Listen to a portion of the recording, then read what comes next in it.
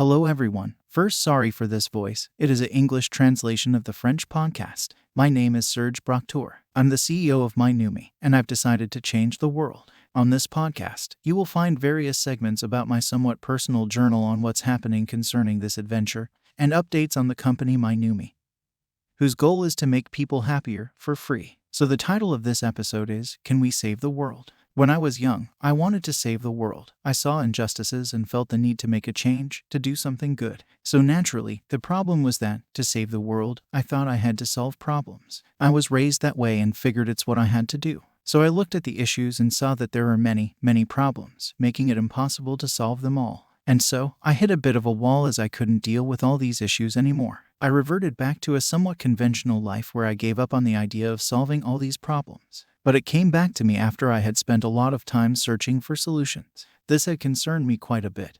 And then one day, it returned. For the first time, I followed my instinct. I gave up everything and began to look for another purpose in my life. I felt like I needed to discover something hidden from me. So what happened was that I discovered the invisible worlds. That was my first thing, confronting the invisible world.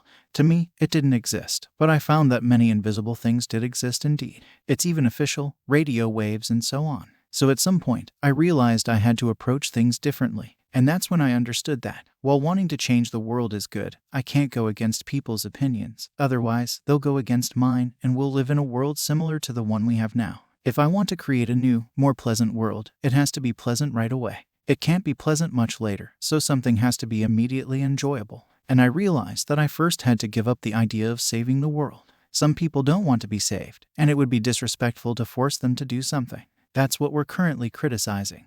That we're being forced to do things we don't want to. So let's not do the same. And so, while looking for a solution to save the world, I realized that I could only save myself. I could decide to be happier, to create a life full of meaning, full of things I enjoy. So once that's done, I can inspire others. And since I love programming and analytics, I analyzed the works of the greatest names in personal development, compiled their advice, and came up with 12 practices. These include meditation, positive affirmations, etc. Essentially, it's the law of attraction but more structured. And so I applied this to myself to be happier and better direct my life because my problem was that I would forget. Our bodies are used to repetitive actions. And when we want to change something, we change it for a day or two and then forget. So I created an application that reminds people to be happier, giving them the freedom to choose what makes them happy. And now I want to offer it to others. The point is to remember that we are creating a new, happier life, and it's through our change that the world will change. And the magical recipe for all of this is that it costs nothing to be happy, absolutely nothing. So that's my solution for changing the world, which is the title of this podcast. I've decided to change the world, but without the drawbacks of what we dislike now. For instance, there's no fighting against something, no war, no opposition, no judgment. We only focus on what would make us happier. And since this solution is just an idea, it's unstoppable. No system can stop an idea whose time has come. So I'll conclude with this quote from Victor Hugo, I think, and I'll see you soon for the next episode of the podcast. Goodbye.